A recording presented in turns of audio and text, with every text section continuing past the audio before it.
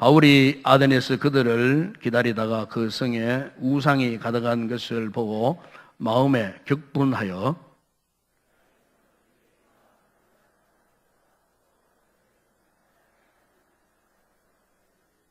어떤 에피쿠르스와 스토아 철학자들도 바울과 정론할세 어떤 사람은 이르되 이 말쟁이가 무슨 말을 하고자 하느냐 하고 어떤 사람은 이르되 이방 신들을 전하는 사람인가 보다 하니 이는 바울이 예수와 부활을 전하기 때문이라.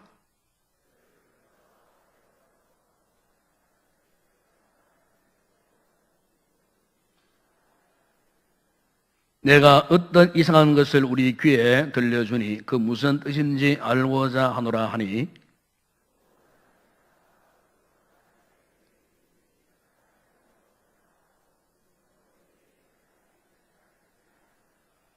바울이 아레오바고 가운데 서서 말하되 아덴 사람들아 너희를 보니 범사에 종교심이 많도다. 내가 두루다니며 너희가 위하는 것들을 보다가 알지 못하는 신에게라고 새긴 단도 보았으니 그런즉 너희가 알지 못하고 위하는 그것을 내가 너에게 알게 하리라. 아멘. 어느 동네 공터 한 편에서 어느 전사님이 전도지를 들고 열심히 전도를 하고 있었습니다. 그리고 동시에 맞은편에는 약 장수가 목청을 높여 약을 팔고 있었습니다. 그런데 복음을 전하는 전사님 쪽에는 개미 한 마리도 들썩거리지 않는데 약 장수 주변에는 수많은 사람들이 북적대는 것이었습니다. 그래서 이제 해가 이제 뉘어지기 시작하자 이제 전도사님이 이제 전도지를 챙겨놓고 정리하다가 문득 생각하기를 약장수를 한번 만나봐야 되겠다. 그래서 이제 찾아가서요. 그리고 물었습니다. 어떻게 당신은 그렇게 많은 사람들의 관심을 집중시켜서 약을 잘 팔 수가 있습니까? 그렇게 물었어요. 그러니까 이제 약병을 챙겨 넣던 약장수가 그 전도사님을 한참 이렇게 쳐다보더니만은 이렇게 말을 하더랍니다. 전도사님, 사실 이 약은 가짜입니다. 하지만 나는 이 가짜 약을 진짜처럼 파는데, 그런데 전도사님 어떻게 진짜를 그렇게 확신 없이 파십니까? 참 대단히 의미심장한 이야기 아니겠습니까? 진짜를 왜 그렇게 확신 없이 파느냐고.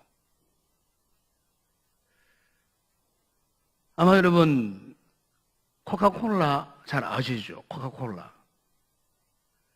이 코카콜라를 개발한 그 사람이 누구냐 하면은 로버트 우드러프라고 하는 분입니다. 이분이 미국 그 조지아주 애틀란타라는 시가 있습니다. 이분이 거기에서 이제 청년 시절부터 생활을 해서요. 그래서 이 로버트 우드러프가 그 애틀란타에 있는 유명한 이 조지아 텍에 입학을 했어요. 입학을 했는데 낙제해서 그 대학에서 쫓겨나와 버렸어요. 그래서 그 다음에 들어간 학교가 에모리 대학이었어요. 그런데 에모리 대학에 입학해서는 수업을 너무 많이 빼먹어서 역시 그 대학에서도 공부를 마무리하지 못하고 또 중도 낙제해서 학교에서 나오게 되었어요. 그러니까 대학을 2년에 갔지만은 대학 공부를 제대로 할 수 없었어요. 그런데 이 로버트 우드루프에게는 한 가지 꿈이 있었답니다. 그 꿈이 뭐냐면은 앞으로 나는 세계에서 제일 많은 음료수를 개발할 것이다. 이렇게 해서 비록 그가 대학 공부는 다 이수하지 못했지만은 그때부터 그가 세계에서 제일 가는 음료수를 개발하기 위해서 이제 그 모래 공사판에 가서 공사 일도 하고, 그 다음에 세일즈 시장에 가서 또 일도 하고, 또 각종 음료 회사에 들어가서 그 회사에서는 어떻게 음료를 만드는가, 이런 등등 이런 모든 것들을 선매하면서 많은 공부를 했어요. 그리고 그가 드디어 개발한 음료가 처음으로 시중에 나왔는데 그게 바로 코카콜라였답니다. 그런데 처음에 나온 그 코카콜라는 요즘 우리가 마시는 그런 코카콜라가 아니고 약국에, 약방에, 그냥 한 켠에 누가 잘 쳐다보지 않는 한 구석에 그냥 진열되어 있는 소화제를 대용하는 그냥 음료로 그렇게 이제 진열될 뿐이었어요. 가격은 5센트, 우리나라 돈으로 60원째 되지 않는 그런 가격에 팔렸다는 겁니다. 그런데 놀라운 것은 처음에 시작했던 그 같은 보잘것없는 코카콜라가 오늘날 전 세계 인종과 국경과 사상을 초월해서 코카콜라가 들어가지 않는 땅 지역이 없어요. 그래서 한 번은 이 로버트 우드루프가 이제 죽음 직전에 있을 때에 이 기자들이 그를 찾아갔답니다. 찾아갔는데 어떻게 당신은 이렇게 세계적인 이 코카콜라 제품을 이렇게 개발하게 되었느냐고 그렇게 이야기했을 때에 이 로버트 우드루프가 이런 대답을 하더랍니다. 나의 꿈은 내 세대의 전 세계 모든 사람들에게 코카콜라를 한 잔이라도 맛보게 하는 것입니다. 남녀노소 모두 손만 뻗으면 다 흘릴 수 있는 곳에 코카콜라가 있도록 만드는 것이었습니다.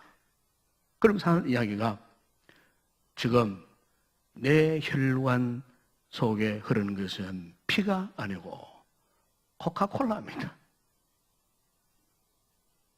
여러분 대단하지 않습니까?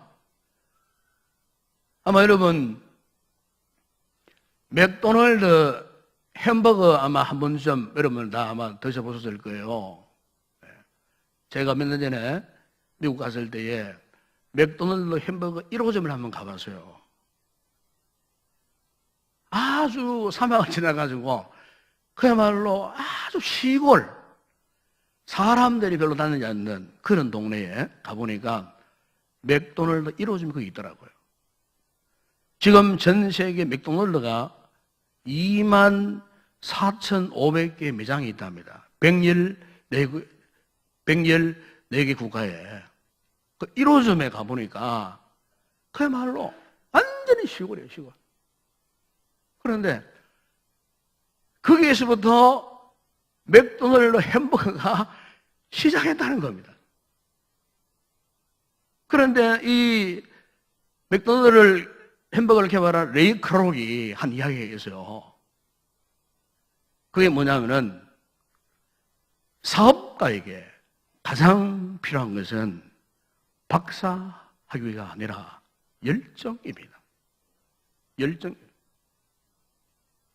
그 상간벽촌에서 1호점을 개발해, 1호점을 오픈해가지고 전 세계에 114개 국가에 24,5천 개의 매장이 확산되기까지 그가 사원들에게 항상 강조했던 것이 이것이랍니다. 열정, 열정, 열정. 열정을 강조했다는 겁니다. 여러분, 마을 한켠에서 약을 팔고 있던 그 약창수, 불과 5센트밖에 안 되던 소화제 대용 음료로 만든 코카콜라를 개발한 그 로버트 우드루프, 한적한 시골에 1호점을 개발했던 맥도날드의 그 레이 크록, 공통점이 무엇입니까? 한마디로 열정 아니겠습니까? 열정. 예? 여러분, 오늘 하나님께서 우리 교회를 향하여, 우리 성도들을 향하여 동일하게 요청하는 것이 있다면 그것은 열정이 아닌가? 복음 안에서 그분의 은혜를 입고 사랑을 입고 생명과 구원의 역사를 우리가 경험하고 오늘도 이렇게 축복 속에 살고 있는 오늘 우리들을 향하여 하나님이 원하시는 것이 뭐냐면은 너희에게 복음의 열정과 확신이 있느냐? 오늘 하나님께서 오늘 저와 여러분에게 바위와 같은 열정과 복음에 대한 확신을 지금 요청하고 계시는 줄로 믿습니다. 여러분 오늘 본문에 보시면 사도 바울에게도요 남다른 이 복음에 대한 열정과 확신이 있었던 사람이었습니다. 오늘 본문은 사도 바울이 2차 전도 여행 때에 유럽으로 건너갔습니다. 그리고 거기에서 복음을 전하는 내용인데 그 당시에 유럽에서 가장 중요한 두 개의 도시가 있었어요. 먼저 하나는 아테네, 성경은 아덴이라고 그렇게 이야기합니다. 아테네. 그 또 하나 도시는 고린도입니다. 특별히 오늘 본문에 나오는 아테네. 이 아테네는 그 당시로 볼 때에 최고의 지성인들이 모이는 그런 도시였어요. 그러니까 공부도 가장 많이 한 사람들, 그리고 논리적인 어떤 이런 추리력이 뛰어난 사람들, 말 잘하는 사람들, 그래서 유명한 역대의 뭐 철학자들, 소크라테스나 유명한 철학자들이 어디에 모였냐면은 바로 이 아테네에 모였어요. 그리고 뭐 궤변론자들, 소피스트들 이런 사람들이 다 모여가지고 그들의 지식, 그들의 철학 사상들, 그들의 생각하는 것들을 논리적으로 정연해서 서로 논하고 토론하고 이런 참으로 유식한 이 사람들 모이는 도시가 그 당시로 이 아테네였습니다. 아테네. 철학을 숭상하고 철학이 종교고 철학이 신앙이던 도시가 바로 이 오늘 바울이 찾아갔던 이 아테네, 아덴이라는 도시였습니다. 그러다 보니까 이 사도 바울이 그동안 여러 지역을 다니면서 복음을 전했지만은 가장 이 복음을 전하기가 힘들었던 지역이 바로 이 아테네, 아덴이었어요. 유명한 역사가 아놀드 토인비가 한 말과 이런 말이 있습니다. 그리스 문명이 망할 수밖에 없었던 이유는 바울의 복음에 반응을 하지 않았기 때문이다. 그렇게 이야기했어요. 그 정도로 아테네가 지성적으로는 뛰어난 도시였어요. 그런데 정작 바울이 복음을 전했을 때는 복음을 거부했던 도시가 바로 이 아테네였다는 것입니다. 그런데 그렇게 될 수밖에 없었던 이유가 뭐냐? 오늘 본문에 여러분 힘께 보시면 이렇게 말씀하지 않습니까? 바울이 아덴에서 그들을 기다리다가 그 성에 우상이 가득한 것을 보고 마음에 격분했다는 말씀이 나옵니다. 바울이 아덴에 먼저 도착했어요. 누구를 기다렸냐면 실라와 디모데를 기다리고 있는 중이었어요. 그러다가 난생 처음 발을 디딘 이 아테네를 한번 둘러보고 싶었어요. 쭉 둘러봤어요. 아테네에 가면은 유명한 아크로폴리스 광장이 있습니다. 저도 며칠 전에 거기 한번 가본 적이 있어요. 아크로폴리스 언덕을 쫙 올라가면은 신전 문을 통과하면은 이제 아크로폴리스 그런 광장이 있습니다. 안반으로 되어 있는 그 올라가면은 아테네 전역이 다 내려다 보이는 아테네에서 가장 높은 저기 아크로폴리스 광장입니다. 거기 가면은 제일 먼저 눈에 띄는 게 뭐냐면은 파르테논 신전이 탁 세워져 있습니다. 캐논 신전이 또 서 있고 옛날에는 여러 많은 신전들이 거기에 둘러싸여 있었어요. 왜냐하면은 이 아테네 사람들은 이런 생각을 많이 했어요. 조금 생소한 어떤 신 이야기 듣거나 그리고 신비한 어떤 신 같으면은 당장 이 사람들은요 그것을 신으로 섬깁니다. 그리고 신을 그냥 섬기는 게 아니에요. 나름대로의 신전을 만들어요. 제단을 만들어요. 그리고 그 신 앞에 이렇게 제단을 만들고 그 신의 우상을 세워놓고 이렇게 신을 숭배하는 이런 사상들이 굉장히 짙었던 사람들이 바로 아테네 사람들이었어요. 그래서 그 당시만 하더라도 아테네에 3만여 개의 나체로 만들어진, 나체 형상으로 만들어진 신들이 즐비하게 아테네 시내 곳곳에 이렇게 세워져 있었다는 겁니다. 그러니까 사도 바울이 이 아테네 세계의 중심지였던 철학의 중심지, 지성인들이 모이는 그 아테네에 처음 발을 딱 딛고 그 아테네 시내를 둘러보니까 아테네 곳곳에 이 같은 우상들이 그냥 막 서 있는 거예요. 그러니까 영적 강박이 남달랐던 사도 바울에게서는 영적인 충격을 받지 않을 수가 없었던 거예요. 이렇게 학문이 뛰어나고 지성적으로 뛰어난 이 도시 안에 이렇게 영적으로 무지한 인생들이 살고 있는 줄 생각 못한 거예요. 그야말로 아테네 시민들이 영적인 기아 상태에 빠져 있다는 이 충격적인 이와 같은 사실을 바울이 목격을 하면서 오늘 본문에 보면은 이렇게 표현하지 않습니까? 마음에 격분하여. 여러분, 여기에 원래 마음이라 말은 헬라 원문에는 퓨뉴마, 바울 사도의 영혼, 그의 영혼, 그의 영혼. 여러분, 바울 사도의 영혼은 지금 누구의 지배를 받고 통제를 받고 있습니까? 성령님의 지배와 통제를 받고 있어요. 우리 역시 마찬가지예요. 거듭난 성도의 영혼은 성령님께서 내주하셔서 성령님께서 우리의 영혼을 지배하고 다스리고 계시는 거예요. 거듭난 성도의 특징은 우리 안에 계신 성령님이 우리의 생각, 우리의 감정, 느낌, 기분, 때로는 우리가 슬퍼합니다.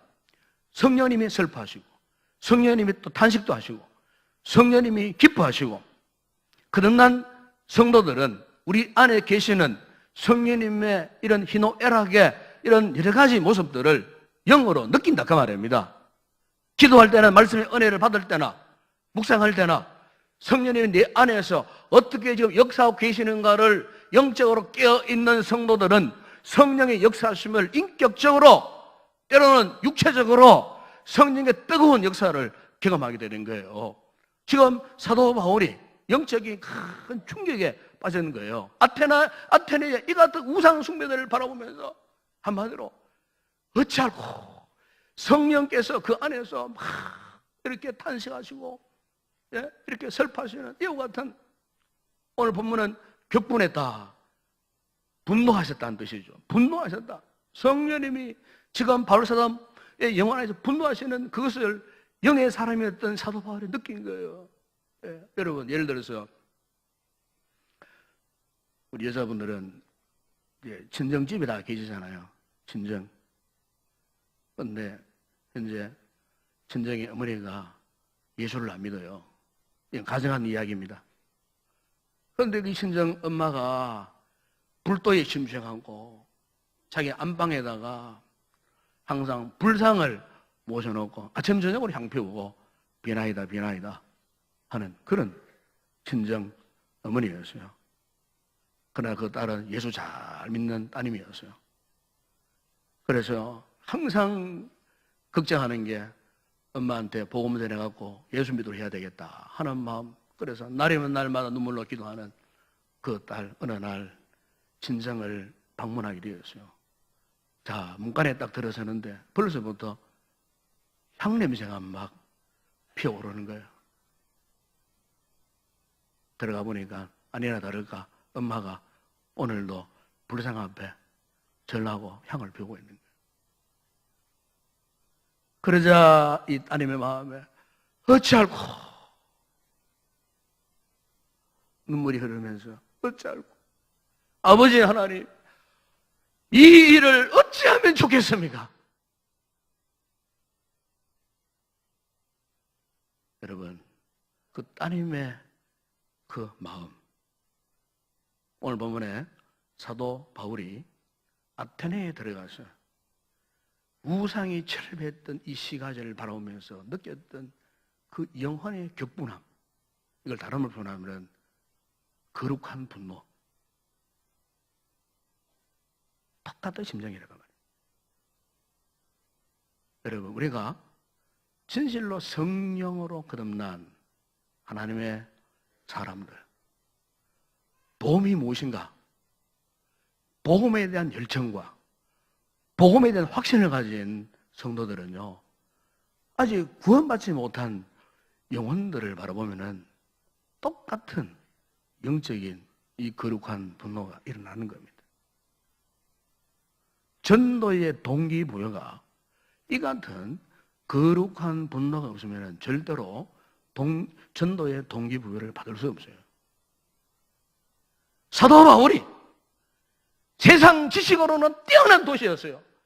그러나 영적으로 볼 때 너무너무 무시한 아테네, 자신도 모르게 성령님의 감동하심과 더불어서 하나님의 거룩한 분노가, 여러분 이 분노는 어떤 인간적인 감정적인 분노가 아니에요. 폭력적인 그런 분노가 아니에요. 하나님의 거룩한 분노, 나를 통해서 분노하시는 하나님의 거룩한 분노. 우리가 성경을 보게 되면은 이 같은 하나님의 거룩한 분노들이 요소요소에 기록되어 있는 것을 볼 수가 있습니다. 신명기 9장에 보게 되면은 이스라엘 백성들이 신의 산 앞에서 모세가 40일 동안 없는 그 동안에 어떻게 했습니까? 그들이요, 두령들이 아론이 앞장서 가지고 그 금폐물들을 다 수십 걸고 모아가지고 뭘 만들었습니까? 금송아지 우상을 만들었어요. 그리고 그 앞에서 아론과 더불어 모든 두령들과 온 백성들이 그 금송아지가 우리를 애굽에서 인도했다고 금송아지를 찬양하고 경배하고 예배하고 하는 모습을 이 모세가 목격을 하고, 신명기 9장 18절 보면은 이렇게 탄식하며 외치는 말씀이 거기에 나옵니다. 내가 전과 같이 40주 40야를 여호와 앞에 엎드렸어요. 먹고 마시지도 않고 물도 마시지 않았으나 이는 너희가 여호와의 목전에 악을 행하여 그를 경노하게 하여. 그래서 하나님을 경노하게 했다는 말씀이 거기 나옵니다. 민수기 25장에 보게 되면은 이스라엘 백성들이요, 이제 곧 한 발짝만 뛰면은 가나안 땅에 들어가는 바로 그 가나안 입국 직전에 모압 평지에서 어떤 일을 저질렀습니까? 모압 여인들로 음행을 했어요. 그리고 모압 산의 성인은 우상을 그들이 섬겼어요. 하나님께서 이스라엘 백성을 향하여서 분노하셨는데, 이 분노의 모습을 시편 106편 28절에서 29절에 보게 되면 이렇게 말씀합니다. 그들이 또 돌의 발과 연합하여 죽은 자에게 제산 음식을 먹었어. 그 행위로 주를 경노하게 함으로써 재앙이 그들 중에 크게 유행하였다. 하나님을 경노하게 하는. 우리가 보험서에 보게 되면은 예수님께서도요, 이 같은 거룩한 분노를 하신 적이 있어요. 요한복음 2장에 보시면은 예수님께 6월절 날, 가까워진 어느 날 예루살렘 성전 안에 들어가셨어요. 그런데 성전 안에 펼쳐지는 광경이 가관이었어요. 겉으로 볼 때는 아름답게 시장되는 그 예루살렘 성전인데 안에 들어가 보니까 소 파는 사람, 양 파는 사람, 비둘기 파는 사람, 돈 받고는 환전 상인들, 뭐 할 것 없이 온갖 잡상인들이 성전 안에 들어와가지고 지금 이게 완전히 성전이 아니고 시장바닥이 되어버렸어요. 주님이 그 모습을 보시고 어떻게 하셨습니까? 녹분으로 채찍을 만들어가지고 그냥 돈 다발을 쏟아내고 상을 쏟고 다 그리치면서 다 쫓아내셨어요. 그리고 하시는 말씀이 내 아버지 집으로 장사하는 집을 만들지 말라. 그렇게 말씀하셨어요. 자녀분, 오늘 본문에서 말씀하고 있는 이 분노는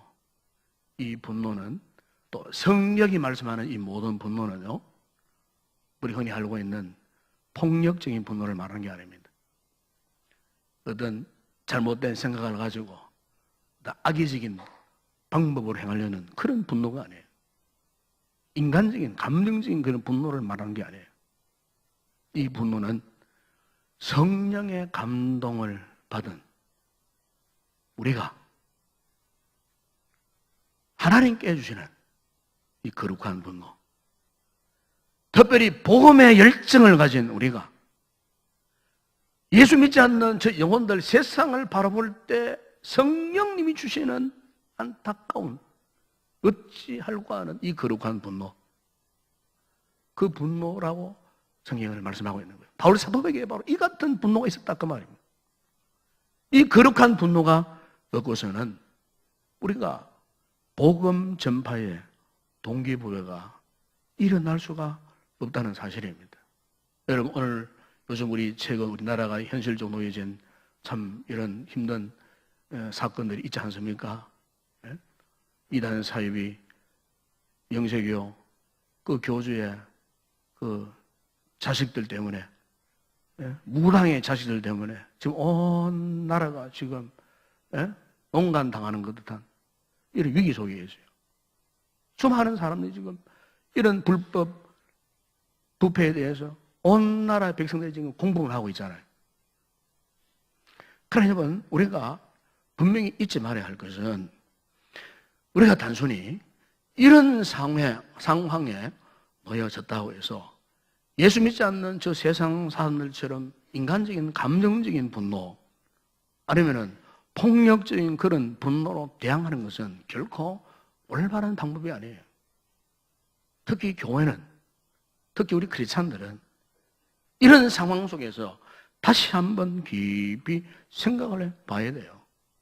하나님의 백성들, 그리스도의 이 복음의 열정을 품고 있는 우리 그리스도인들, 비록 우리 앞에 불의 세력들이 있다 할지라도 우리는 저 세상 사람들이 내쏟는 그런 분노의 유행을 따라가서는 안 된다 그 말이에요.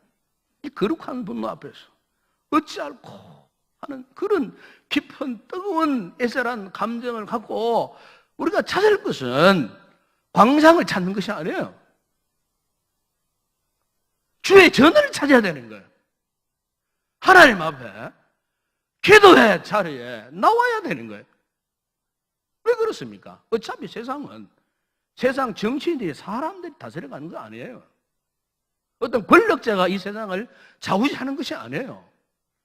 이 만물과 세상을 창조하신 하나님께서 이 세상을 다스려 가시는 거예요. 하나님께서 나라도 민족도 백성도 한 개인도 하나님이 다스려 가시는 거예요. 하나님의 절대 주권으로 이 세상을 다스려 가시기 때문에 우리가 이 같은 위기를 만나면 만날수록 인간적인 그런 악의적인 분노가 아니고 하나님 앞에 거룩한 분노를 갖고 하나님을 찾아서 하나님 앞에 나와서 하나님 앞에 이 거룩한 분노를 그 앞에 쏟아내야 하는 것이 우리 진정한 이 교회의 모습이고 우리 크리스찬의 모습인 줄로 믿습니다. 여러분, 의인이 무엇입니까? 이 같은 모습으로 살아가는 사람이 의인이요. 하나님은 오늘 이 우리 시대에 누구를 찾으십니까? 의인을 찾고 계세요. 복음으로 무장된 이 같은 복음의 뜨거운 열정과 확신으로 무장된 의인을 찾고 계세요. 여러분, 우리가 소돔 고모라 성이 왜 멸망했습니까? 흔히 우리가 알기로는 소돔 고모라 성이 타락해가지고 죄악으로 충만해가지고 하나님 유황불로 심판하셨다. 흔히 우리 그리 쉽게 생각하잖아요. 그러나 우리가 성경을 달리 보시면은 소돔 고모라가 멸망당한 이유가 있습니다. 그들의 죄악 때문이 아니에요. 문제는 그 소돔 고모라 안에 의인이 없었어요. 의인이 없었어요. 의인 50명이 없었어요. 의인 45명이 없었어요. 의인 40명이 없었어요. 의인 30명이 없었어요. 의인 20명이 없었어요. 마지막으로 의인 10명이 없었어요. 무슨 말입니까? 소돔 고모라가 멸망한 것은 그 성 중에 의인 한 명도 없었어요. 의인이 없었던 게 문제예요. 바로 그것 때문에 하나님께 소돔 고모라를 멸망시킨 거예요. 만약에 그 소돔 고모라 성 안에 의인 단 한 사람만 있었어도 소돔 고모라는 멸망당하지 않았어요. 불행하게도 소돔 고모라 성 안에는 의인이 단 한 사람도 없었어요. 창세기 18년 30절에 오시면은 이 같은 안타까운 아브라함이 끌어안고 하나님 앞에 간청하며 기도했을 때에 아브라함이 또 이르되 주는 노하지 마옵소서. 내가 이만한 몇만 더 아래리이다. 거기서 신명을 찾으시면 어찌하려시나이까. 그때 하나님께서 이러시되 내가 신명으로 말미암아 멸하지 아니하리라 그랬어요.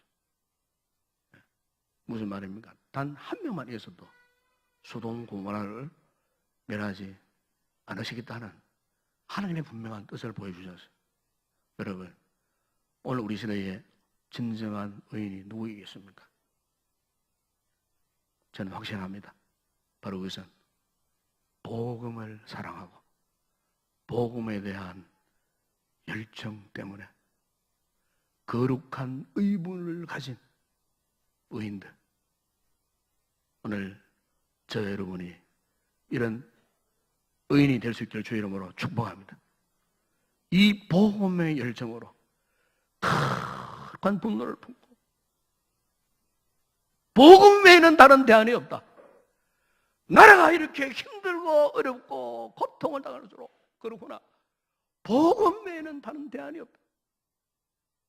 이 거룩한 분노를 안고 살아가는 우리 의인들, 우리가 있기 때문에 이 나라는 안전합니다. 우리가 있기 때문에 이 같은 의인들이 존재하는 하나님은 이 나라를 망하게 하지 않습니다. 반드시 하나님께서 이 민족에게 새로운 돌파구를 허락해 주시는 줄로 믿습니다. 그래서 오늘 본문에 여러분 사도 바울이 17절 18절에 보시면 사도 바울 역시도 18절 하반절에 보이죠. 이런 거룩한 분노를 가지고 어떻게 했습니까? 회당마다 다녔습니다. 장터마다 다녔습니다. 만나는 사람들에게 어떻게 했습니까? 18절 하반절에 보세요. 바울이 예수와 부활을 전하였다. 이 진정한 의인의 모습 아닙니까, 여러분? 진정한 의인의 모습이 이러한 거예요. 헬라의 골로스 분자, 철학자들, 쾌락을 중시했던 에피쿠로스 학파 철학자들을 만났어요. 또한 이성을 중시했던 스토학파 철학자들을 만났어요. 그들을 만나고 오직 예수님의 십자가의 죽으심과 부활을 증거했다는 겁니다, 여러분. 여러분 오늘 보면 31절 32절에 보십시오. 거기 보면은 이는 정하신 사람으로 하여금 천하를 공의로 심판할 날을 작정하시고 이에 그를 죽은 자 가운데서 다시 살리신 것으로 모든 사람에게 믿을 만한 증거를 주셨음이니라. 그들이 죽은 자의 부활을 듣고 어떤 사람은 복음을 전하니까 어떤 사람은 조롱을 했어요. 여러분 복음 전도 현장에 우리 복음을 받아들이지 않고 비아냥거리고 비웃고 조롱하는 그런 인생들이 있습니다. 그런데 보십시오. 어떤 사람은 이 일에 대하여 네 말을 다시 듣겠다. 바울의 복음을요 수용하는 그런 인생들도 있다는 것입니다. 여러분 의인들이 거룩한 분노를 가지고 주의 복음을 확실히 있게 전하니까 타락한 아테네 그 시내 안에서도 복음을 다시 한번 들어보겠다고 수용하는 열려있는 마음을 가진 그런 인생들이 있다는 겁니다. 여러분 전도 현장에 우리나라에 불교권 선교 전도운동하는 아주 귀한 목사님 한 분이 계십니다. 그분이 이 김성화 목사님이십니다. 제가 이분을 잘 알고 있습니다. 왜냐하면 총신 신대원을 할 때 저보다 1년 선배였어요. 그래서 이제 때로는 한 강의실에 식당에 밥을 먹고 또 이분이 고향이 대구입니다. 이 경북대 출신이고, 그래서 자주 만나갖고 이야기를 하고 했어요. 그런데 이분이 과거에 어떤 분이냐면은 선님이었습니다. 본명이 해경 선님이었습니다. 해경 선님. 그래서 불교에 몸담고 있었을 때에 국제 불교 문제연구소 해외 홍보 국장도 하고 대한불교 정토정 교육국장 포교 국장까지 했던 분입니다. 원래 이분 연세가 이미 78살이 되었는데 함께 총신 공부할 때 이분 연세가 49이었습니다. 그런데 참 궁금해서요. 이 참 불교계에 이 뛰어난 불교에서는 어른이라고 모시는 사람이에요. 그런데 어떻게 예수를 믿게 되었는가? 그래서 자초주정 이야기를 들어보니까 이분이 80년대 초에 불교계에 내분이 일어났을 때에 어떤 정치 문제에 연루가 되어갖고 이분이 김해 교도소에 수감되는 이런 일을 당해서요. 독방에 수감되었어요. 그래서 성년이가 할 일이 뭡니까? 아침 저녁 뭐 계속해서 연불 외우고 참선하고 그냥 불경 공부하고 이게 다 하루 일과였어요. 시간이 많으니까 본인이 가지고 온 불경 외에도 그 교도소 도서관에 비치되어 있는 또 다른 불경 이런 것들을 이제 빌려갖고 또 계속해서 묵상하고 연구하는 이런 이제 일을 했다 합니다. 근데 어느 날 이제 군 복무 대신으로 이제 그 교도소 내에 있는 교도소 도서 대출 업무를 맡아보던 한 형제가 느닷없이 이제 이 해경 성녀에게 책을 한 권 갖다 주더랍니다. 그런데 이 해경 성녀가 불경을 요청했어요. 다른 불경을 하나 갖다 달라 신청을 했는데 불경은 가져오지 않고 한 책을 갖다 주는데 또 보니까 국제 기도원 협회가 발행한 신약 성서 한 권을 딱 주더랍니다. 그래서 화가 났어요. 불경을 어떻게 하고 내가 대출 신청도 하지 않는 이 쓸데없는 기독교 책을 왜 가지고 왔느냐고 하면서 막 화를 냈어요. 그러니까 이거 젊은 형제가 하는 말이 스님 지금 불경은 다 대출되고 없어서 혹시나 스님이 심심하실까 싶어갖고 이 기독교 책을 한 권 갖고 왔습니다. 읽어보십시오. 무슨 소리 하느냐고. 이 교도소에 그 어려운 불경을 읽을 자가 나밖에 또 누가 있느냐고. 거짓말 하지 말라고. 그러자 그 젊은 형제가 스님 저는 사실 대학 다니다가 군 입대한 학생입니다. 아마 스님께서도 대학에서 강의도 하셨다고 소문을 들었는데 제자가 선생님께 이렇게 구정을 듣는 건 당연하지요. 그러나 스님 기독교도 지금 수억의 인구가 믿고 있으니까 여기에도 분명히 진리가 있으니까 이 책 한 번만 읽어보시라고. 그럼 사는 이야기가 스님 사실 저는 내일 제대를 합니다. 이 청년이 말이죠. 제대하는 마지막 날 이 해경 성녀에게 성경을 딱 갖다 내고 읽어보라는 거예요. 기가 막힌 거예요. 그걸 가만히 생각해 보니까 화가 나면서도 이런 생각이 들더랍니다. 야, 참 기독교인들 대단하다. 감히 불교 골수분자의 나에게 와가지고 성경을 읽어보라고 갖다 들이대니까 이 보통 열정이 참 대단하구나. 그래서 화가 나면서도 마음 한편으로는 감동을 받았다는 거예요. 그런데 왠지 모르게 그 책을 딱 받는 그 순간부터 마음이 자꾸 싱숭생숭해진다는 거예요. 마음 편안하지 않다라는 겁니다.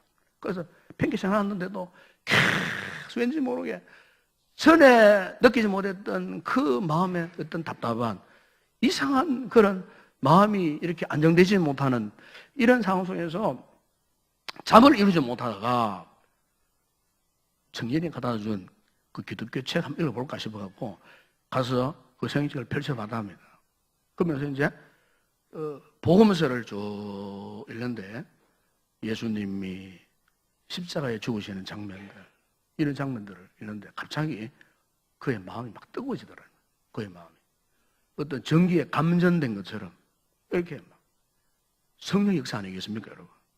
성령님께서 성경을 읽는 그 해경 스님의 마음을요, 성령님이 감동해하고 그 마음을 그냥 지배하고 다스리는 성령의 큰 은혜가 그날 밤에 성녀에게 임한 거예요. 성녀에게 눈물을 뚝뚝 흘리고 회개가 일어나면서 그 자리에서 예수 그리스도를 부수로 영접했다는 겁니다. 감옥 안에서. 그래서 이분이 출소한 다음에 신학 공부를 하려고 우리 종우의 신대원에 입학을 했다는 겁니다. 자녀 여러분, 예수 그리스도의 복음에는요, 이 같은 절대적인 능력이 있습니다.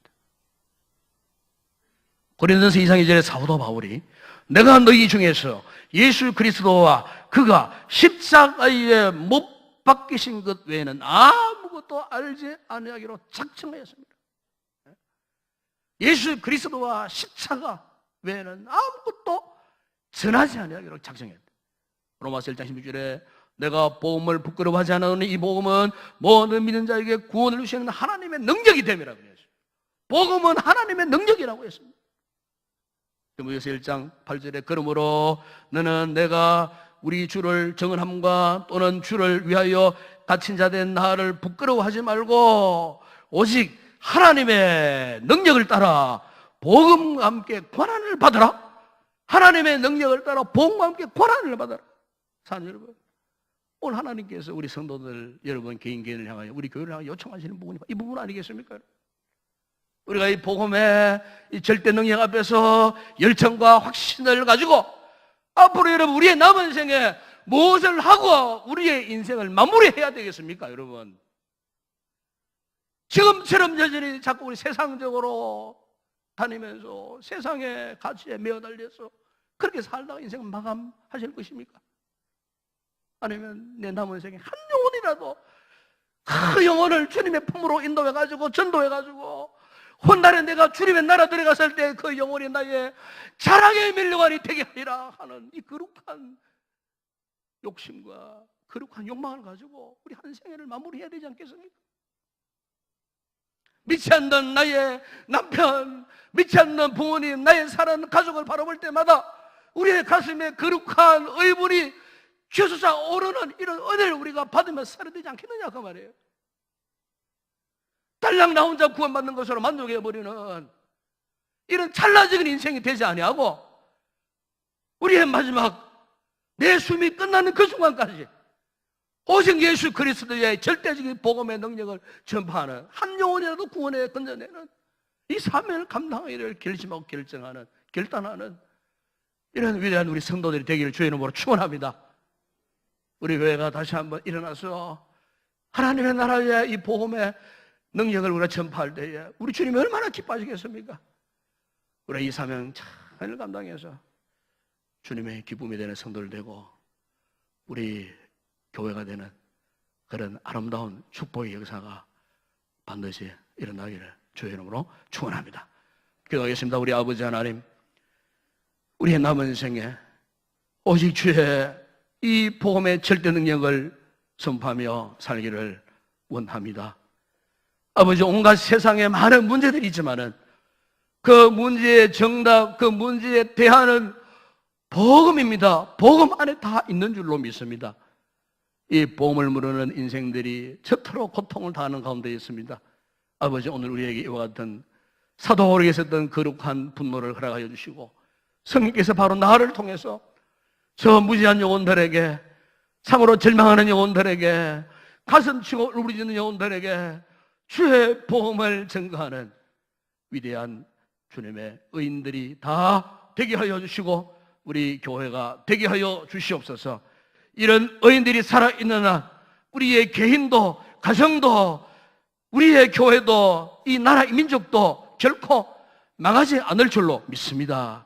이 복음의 절대 능력 안에서 주님의 위대한 사명 감당하는 우리 모든 성도들 다 되게 하여 주시옵소서. 예수님의 이름으로 기도드리옵나이다. 아멘.